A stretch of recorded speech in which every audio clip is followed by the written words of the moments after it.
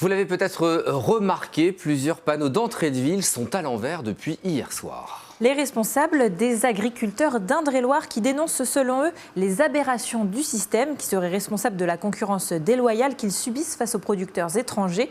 L'opération s'appelle « On marche sur la tête », d'où les panneaux retournés.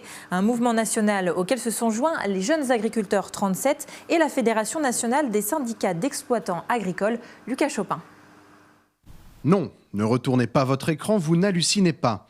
Vaigné, Saint-Épin, Mantelan et plus d'une centaine d'autres communes se sont réveillées ce matin avec la tête à l'envers. Et si certains habitants n'ont rien remarqué... Non, absolument pas.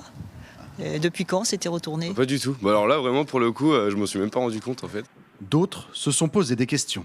Oui, effectivement, j'ai constaté que les panneaux avaient été retournés, mais je ne sais pas pourquoi. Telle est la question, en fait. Oui, j'en ai entendu parler aux informations, pour sensibiliser les gens certainement sur quelque chose, mais je ne me souviens plus, non.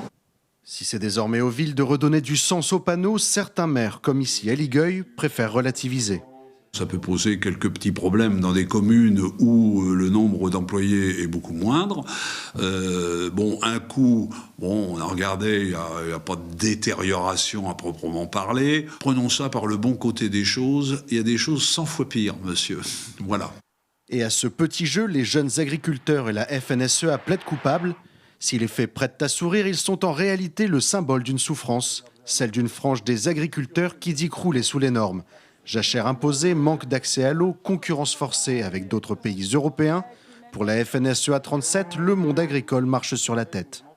On nous donne des règles européennes qu'on démultiplie en France, ce qui ne va pas du tout en fait avec le fonctionnement de nos exploitations, mais aussi avec la souveraineté alimentaire. On nous demande toujours plus, alors que les autres pays, eux, appliquent juste les règles européennes et donc ont moins de pression. Et par contre, nous, on va acheter dans leur pays de quoi se nourrir les Français. Je trouve que c'est aberrant.